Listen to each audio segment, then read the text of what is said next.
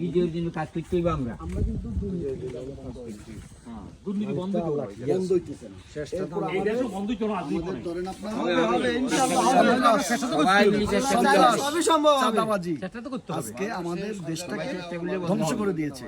আমাদের যে দ্রব্য মূল্যটা যেটার দাম 50 টাকা, সেটা বিভিন্ন জায়গায় চাঁদা দিতে সেই দ্রব্যটার দাম হয়ে যায় 100 টাকা।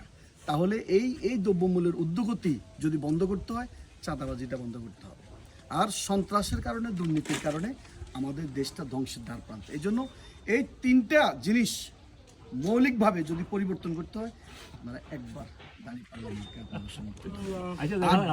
দেশে 55 বছরের স্বাধীনতার ইতিহাসে আজ পর্যন্ত দেশের ভাগ্যের পরিবর্তন, সংস্কার প্রয়োজন।